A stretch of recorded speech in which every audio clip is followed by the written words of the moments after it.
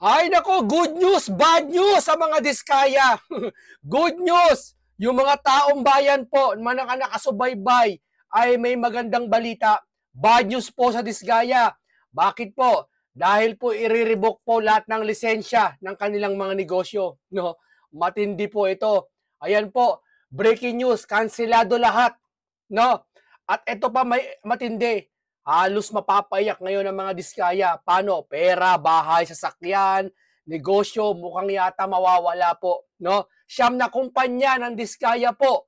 Maaari pong tanggalin ang kanselado na pala lahat. No? Ito po ang masama na talagang bangungot. Na matapos mo makuha lahat ng kapangyarihan, pera, kayamanan, karangyaan, biglang sa isang iglap mawawala lahat sa iyo. No? Isang masakit na bagay na maaaring mangyari po sa mga diskaya. Dahil alam naman natin na kung ano talaga, kasi halata naman po sa Senate hearing di ba? Nararamdaman po namin. Kung siguro sa kanila, sanay na sanay sila magsalita ng, hindi rin Kita nyo naman yung mga sinasabi nila, di ba? Hindi consistent. No? Pakinggan natin si Jinggoy. Pakinggan natin po si Jinggoy. Mrs. Diskaya, meron bang pagkakataon yung siyam na pag-aari mo ng construction company, meron bang pagkakataon na sila naglalaban sa isang bidding, sa isang kontrata? Hindi po. Hindi daw. Kung mayroon sa isang pagkakataon, yung siyam na company niya ba naglalaban-laban sa bidding? Tingnan nyo sagot hindi po. Sigurado ka? Pag makakuha ako ng record sa DPWH na si St. Timothy, si St. Gerard, si Alpha Phi Omega, sino pa? Si Alpha and Omega and St. Gerard, hindi po sila nagsasali sa isang bidding. Okay. Pero si Alpha Omega at si St. Gerald, hindi sila nagsasama sa isang bidding. Tuloy. Yung ibang licenses, magkakasama sila minsan. So minsan naglalaban-laban yun, Siyam? Yes po. So that is not a legitimate bidding. Dahil yung Siyam na yon na naglalaban-laban sa isang award sa isang kontrata, iisa lang ang may-ari. So kahit sino doon, kahit sinong manalo doon sa bidding na yon, ikaw ang panalo. Dahil sa'yo lahat yun Correct? Tama? Hindi po, kasi iba-iba yung may-ari ng mga company. Iba-iba daw may-ari ng company. Sus! I'm just concerned with Alpha and Omega. Sasabi niya lang, di ba? Diskaya, Opo. kanina, sinabi mo Alpha Phi Omega lang ang sayo. Opo. Nung tinanong kita ulit, in-enumerate ko lahat yung siyam na korporasyon, inamin mo sa'yo lahat yun. Di ba? Alam mo nakapagsisinungaling ka sa isang pagkakataon. Paano pa sa ibang hindi pagkakataon? Halimbawa ngayon, sinabi mo bukas, sasabihin mo, paano kayo maniniwala niyan? Doon niya sa pagkakataon na yun Nag-iba ka na kagad Records will bear me out. Ngayon, ang tinatanong ko sa'yo, yung bang siyam na korporasyon na yun, naglalaban-laban ba sa bidding yan? Panglimang tanong na yan Sabi mo kanina, last question. Panglimang tanong na. Si Senator Marcoleta talaga maigpit.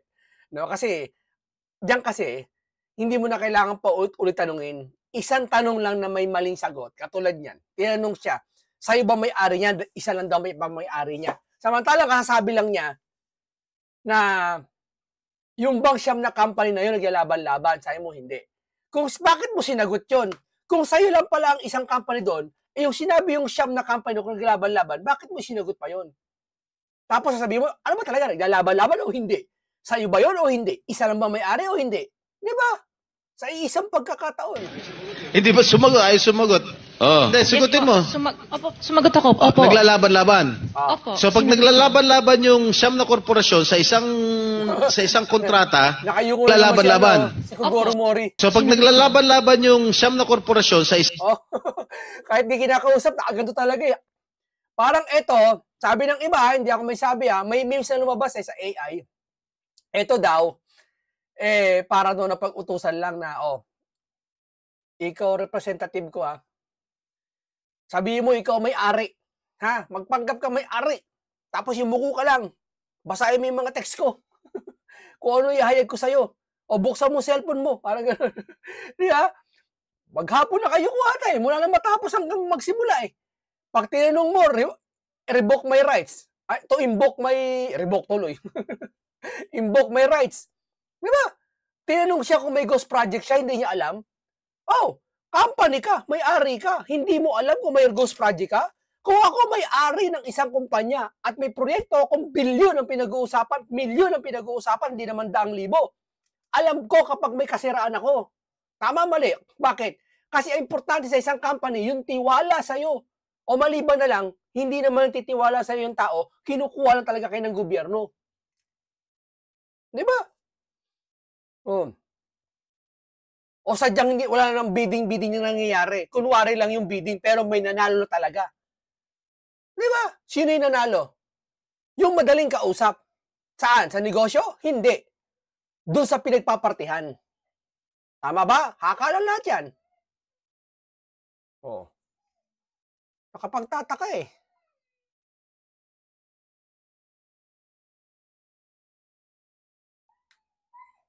Di ba? Yan ang hirap mga kababayan. Talagang yung pera talaga na hindi sa'yo at di mo pinaghirapan, mahirap ipaglaban. Daan mo yan. Di ba? Sa isang kontrata, at kung sino manalo ron, kahit isa sa siyam na manalo, sa'yo pa rin yun, ikaw pa rin ang panalo. Correct? Opo. No. Halos dalawa. Ibig sabihin, lahat ng siyam na kumpanya niya, kahit naglaban-laban nyo, nagbibidding nyo, kanya pa rin yun. Sabi niya kanina, hindi daw kanya yun. Alpha Omega lang daw pa ano niya. Ngayon, sinabi niya, wala pang minuto, segundo lang. Binabawi na naman niya. Sasabihin na naman niya na kanya yun. O ito, basahin natin. Basahin natin to. Mamaya na to. Mamaya na yan. Basahin ko sa inyo yan breaking news. Kanselado lahat. Binawi ng Philippine Contractor Accreditation Board, PCAB, ang lisensya ng siyam na kumpanya na pagmamay-ari ng kontrolado ni Sara Diskaya matapos ang pag-amin nito sa Senado na siya ay may hawak at sabay-sabay na nagpapasali sa mga kumpanya na isang bidding ng mga proyektong pinondohan ng gobyerno. Tiyan mo? Kasi kung siyam ang company mo, kung lahat yun magbibidding siyam, hindi pipili pa ang gobyerno. Para sa ba't papapiliin yung gobyerno? Siyam din naman yung nagbibidding doon. Alin man piliin doon, ikaw rin pa rin gagawa doon. Bakit? Yung gawa ng St. Gerald, yung gawa ng isang St. Timothy, magkaiba yon? Ibig sabihin, mas malambot ba simento doon? Dito mas matigas? Parehas naman yun na. So ikaw pa rin ang ang imahe noon. Tama? So ibig sabihin, para saan pa ba't makakapili ang gobyerno? Ang alam ko, kaya nakapipili ng bidding dahil sa presyo, kung mas mababa or sa ganda. Dapat niya pag bidding, mas maganda yung ginagawa eh. O mas mura sa akin, mas pulido paggawa ko. Sa inyo, subok na eh. Pulido ba yung pagkakagawa nyo? Kung pulido pagkakagawa nyo, hindi sabay-sabay babaha. Di ba? Pagkakatiwala pa ba to? Ngayon, kansilado na lahat ng lisensya. Kung mag-apply ng panibagong kumpanya, kasi may pera eh, papayagan pa ba ito? Kasi kung pinayagan pa, niloloko lang tayo, pati ng gobyerno. Di ba? Pagkatapos kanselahin, pag matapos ang termino ng BBM, matapos ang termino ng mga Senado, makakapasok ito sa eksena. Di ba? Yan. Yun ang sinasabi ko sa inyo. Di ba? Batay sa resolution, PCAB, ang mga lisensya na sumusunod sa korporasyon ay agad na binawi. St. Gerald Construction, General Contractor DevCorp, Alpha Omega, Timothy Construction, Amity Harrison, St. Matthew, Great Pacific Builders, YR General Contractor, Waymaker OPC, Elite General. Idinawit ang kumpanya na ito sa Pollution Ghost Project iniimbestigahan ng Senado. Kasama rin sa resolution, direktiba na ipasa ang usapin ng NBI at DOJ para sa posibleng kasong kriminal. Ayan na. Mawawala na yung pera kasi titigil negosyo eh. Madidemanda pa, ipipris pa ang pera, kukunin ng sasakyan, yung bahay mga kumpanya, pwedeng ibenta, kumakasuhan. Sabi ni Rodante Marcoleta. Ano matitira sa kanila? Yung kanilang sarili. Diba? May hawak na rehas. Baka. Di ba? Anong gagawin natin dyan? Siyam na kumpanya ng Disgaya. Kansilado lahat. Nirevoke lahat. Kukunin lahat. Kumbaga yung company mo, kukunin na. Sa kalaunan pa, revoke muna yan. Tapos ipipress yung asset, hindi makakalabas ng bansa. Anong gagawin natin dyan? Sa dami ng pera to, di na maghihirap nito eh. Pero ipipress niya eh. Ang pera eh. Hanggang saan ipipress yan? Sana ang gobyerno, ipress nyo na yan habang buhay kung mapatunayan talagang ghost project to. Bakit? Yung mga namatay, hindi natin alam kung nasa na sila ngayon. Habang buhay, isang beses lang ang buhay. Tingin nyo, mababalik nyo pa yon? Di ba? Eto, hinihiling ng taong bayan na magkaroon ng quits. Maquits man lang ang nangyari sa kanila.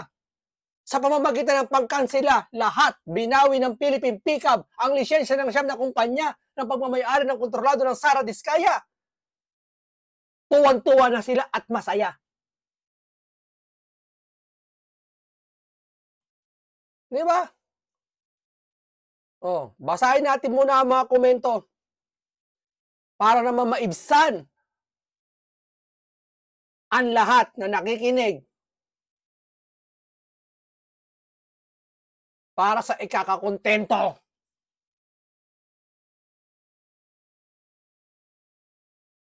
Try natin. So, sad, Pilipinas, batas so unfair. Di naman niya yayaman sa ganyan kung walang kunsyaba ng mga nakaupo. Bakit siya lang kumukusta ng Romualdez at Co? Kamusta naman si Romualdez at Co? Alam mo kasi, alam naman ng mga nag-iimbestiga at ng taong bayan. Hindi lang naman si Diskaya ang nasasangkot dito. Ginagawa lang ito ng gobyerno kay Diskaya kasi minsan na siyang kinausap ni Marcoleta na ang sabi sa kanya, umamin ka na para hindi ka maging ganito. Ay hindi pa umaamin. Eto mangyayari sa'yo. Di ba? Pinapaamin na siya kung sino. Kasi hindi naman magiging malakas ang loob ng isang kontraktor kung walang nakaupo na politiko na nasa likod nito. Di ba?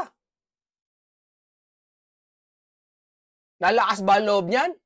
Sino mas malakas? Diskaya na kontraktor o gobyerno nakaupo? Siyempre, gobyerno nakaupo. Magsosolong ba ang kontraktor na para i-manage ang lapat niyang gawin kung ano? Hindi. Lalakas ang loob nito dahil may politiko. Yung politiko na yun, hindi lumilitaw. Siyempre, wala naman lilitaw na eh. Maliban nila kung ikanta ni Sara Diskaya. Di ba?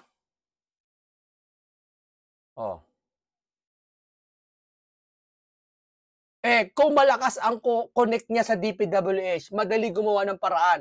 Palit pangalan ng kumpanya at gumamit ng dami. Gaya ginagawa ni McCoy noon. Yung Chinese businessman, halos ganyan. Lalo na pag hindi nagbabayad ng tamang buwis. Maraming paraan at Pinoy pa. Madiskarte. Tama naman yan, naisip mo.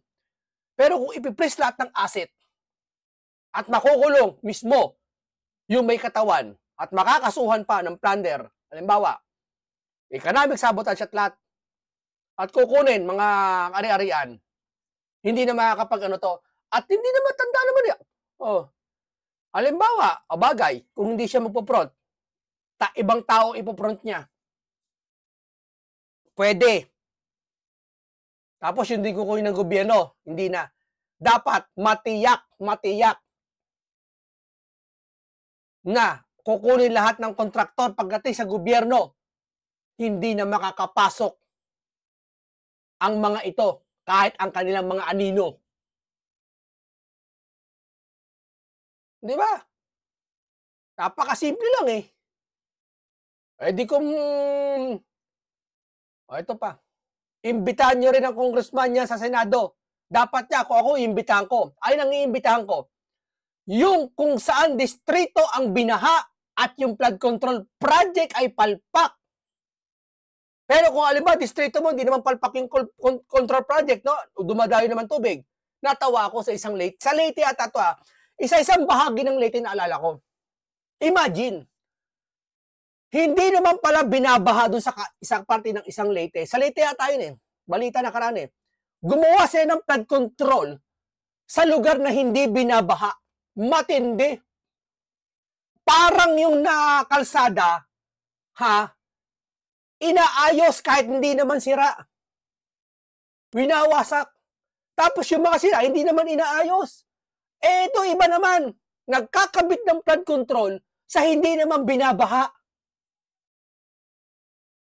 Oo! May tulay doon. Hindi naman ilog. Ano lang pala, tubig lang pala na parang swamp. Alam niyo yung swamp? Yung mga naipon na tubig lang. Kumbaga parang mangrove. Ginawa mo ng tulayon? Para saan? Para sa pera't kaba ng bayan. Di ba? Kakaiba. Oh, ito, kupal. Kupal. Tunog eh. Tapos mag-post yan, yaman nila, ninanakaw sa lahat ng Pilipinos. Pira natin yan, binayad natin sa tax. Kawawa tayo dito.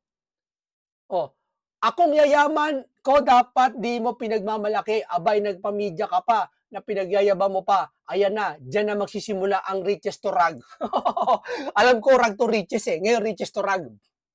Pwede, kung ipipress lahat ng kayamanan, kukunin ng gobyerno, kung lahat ay mapatunayan. Diba? Wala silang magagawa. Oh, hindi na ito inaasahan eh. Maliban nila kung may bolt sila sa bahay. Malamang may bolt sila. Kung ang bolt nila 100 milyon o 200 milyon na andun yung pera nila, hindi sila maghihirap. Kanila yun. Hindi mapipress yung asset. Unti-unti nila ilabas na, ibili nila ng gulay-gulay, pagkain, gumama. Hindi sila maghihirap na. Magtayo sila ng mga ibang negosyo, supermarket. Diba? Malamang hindi lang na siyang company to eh. May mga supermarket din to, malamang. May mga tayo rin ng negosyo mali dito eh. Oo. Kasi pag bilyonaryo ka, wala ka nakakontentuhan eh. Oo, maniwala kayo. Nakasulat sa Biblia yan. Kahit napakayaman mo ikaw na pinakamayaman tao sa mundo, hindi ka pa rin makukontento. May mga bagay ka pa rin hahanapin. Diba? Oh. Pero, at least, mahabang taon din sila sobrang yaman. Natikman nila ang lahat ng gusto nila. Nawala man sa kanila ang lahat ng kahit naranasan nila ang buhay. Bilyonaryo. Tayo kailanman nakatikim ng gano'n buhay. Kaya baka kaya natin sila gagayahin. Pwede pala maging kontraktor. Lalakasan lang loob eh. Mahirap maging kontraktor. Bakit? Kalaban mo sarili mo kung di mo kaya. Konsensya ang kalaban mo. Diba? Totoo. Yun mo, ang yaman mo, naka-aircon ka sa bahay mo, overall, maski yata yung labas ng bahay mo, naka-aircon na eh. Tapos nakikita mo, paglabas mo ng bahay, lunod sa baha, yung inayos mong proyekto. Kaya, anong pakiramdam nun? Hindi ka ba nakukonsensya nun? Diba?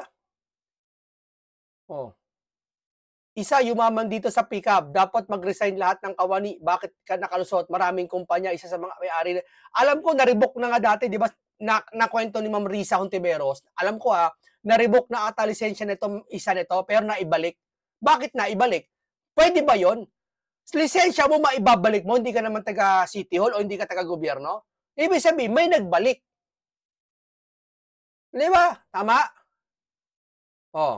Po na yung mga sasakyan na nabanggit doon sa Senate hearing kahapon, yan po ay dumaan sa tamang proseso. Binili po sa mga legitimate car dealers. Abogado ni Diskaya yata to.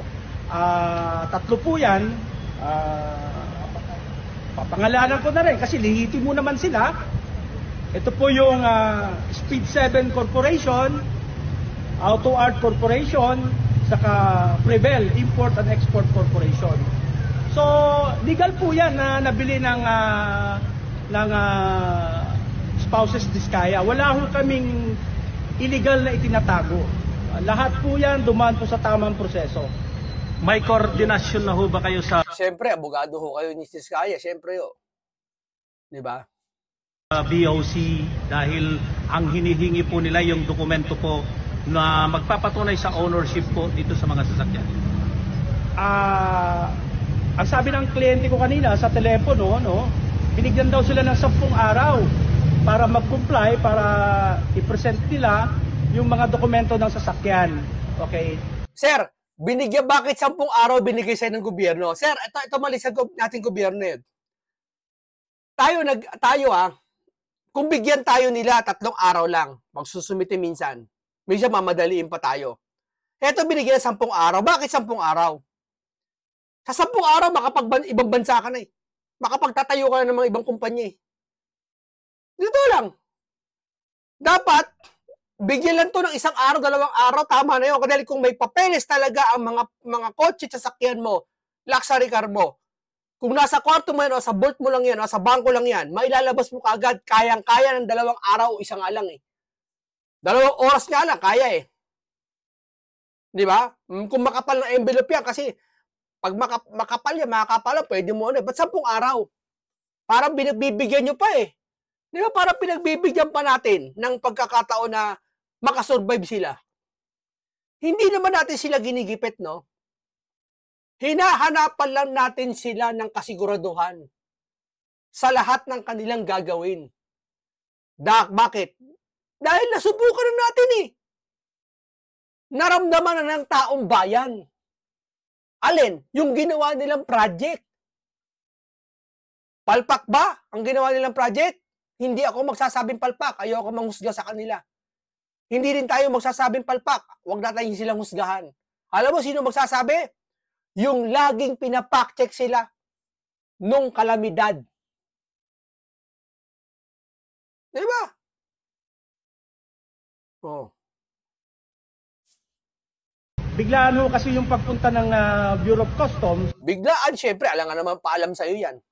Ay, pupunta kami dyan na maganda ka. Handa mo lahat, pati kami. Pagkapi mo kami. Di ba? O, humanda ka dyan. Pupunta kami. Yung mga sasakyan nyo, itago nyo na muna. Yeah? Ambush ano yan? No.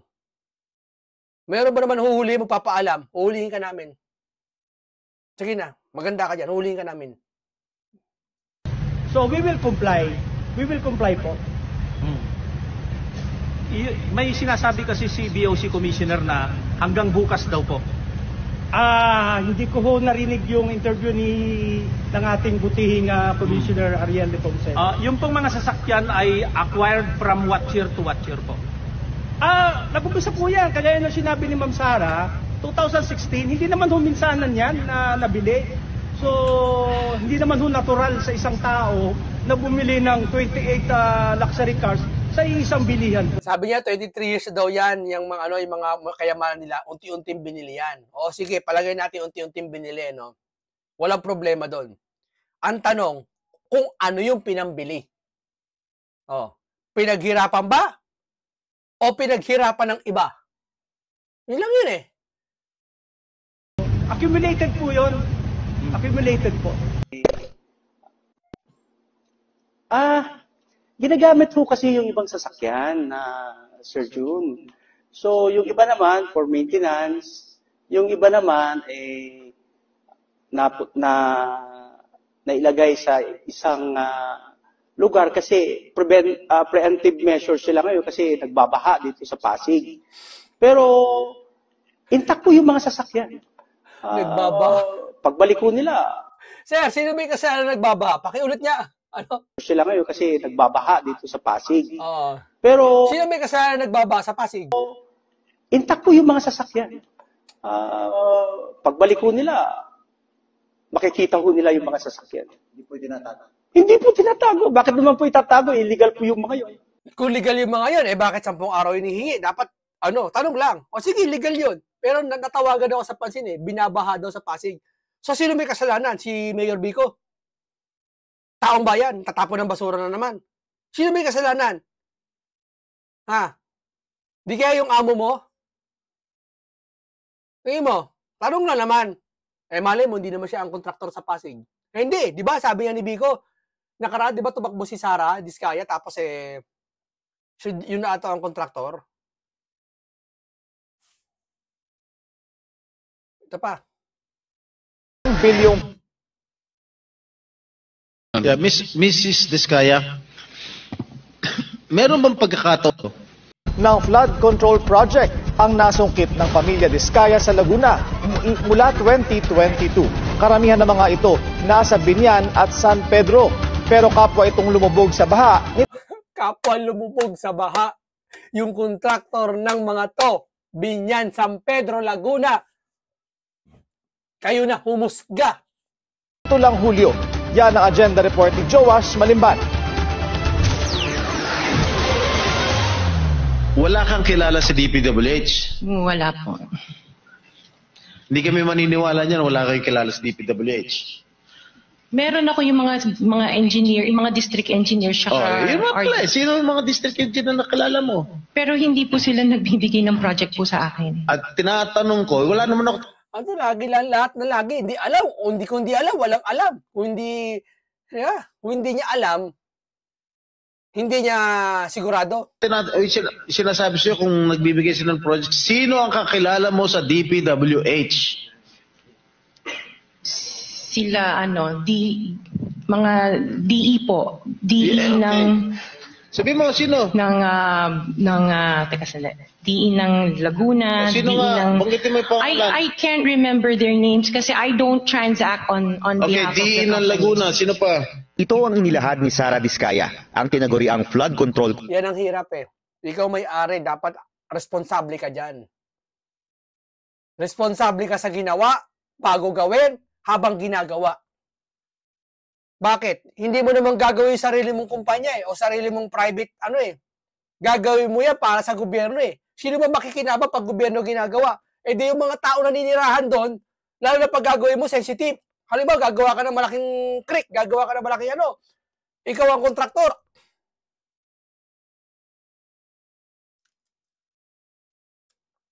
Di ba?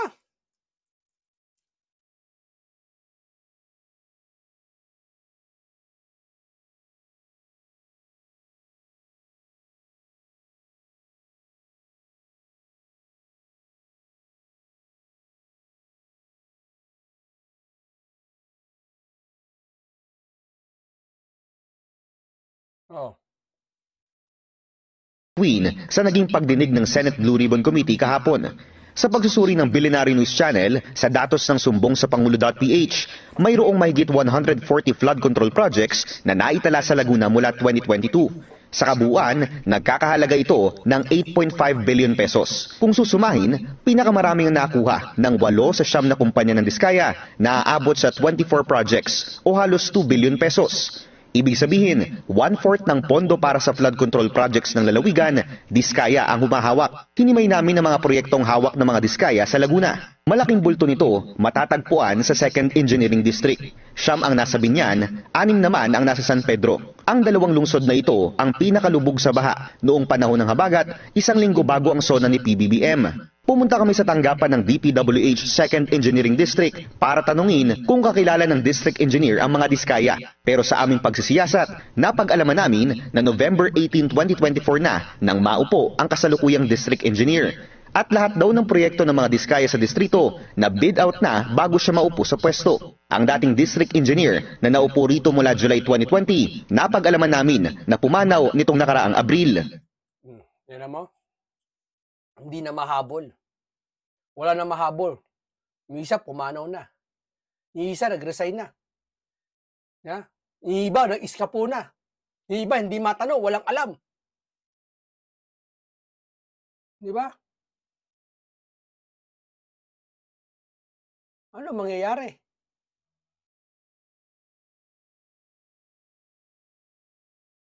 Oh.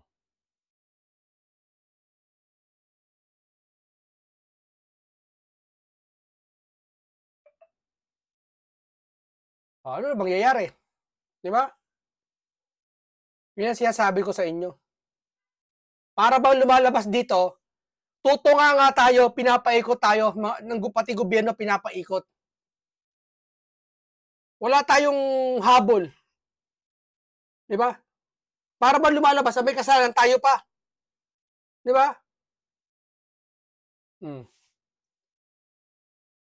O sige, dito lang po muna tayo. Maraming salamat po sa inyo. Sana tuloy na ma-revoke para hindi naman natin inihiling sa kanila kung sila ay guilty. Kung mapatunayan talaga na ma-revoke. Diba? Kasi ito sabi dito eh. Malinaw oh. Kansilado lahat, binawi ng Philippine Contractor Accreditation ang lisensya ng siyam na kumpanya na pagmamayari ng kontrolado ni Sara Diskaya. Oh, yun ang may sabi diyan, oh.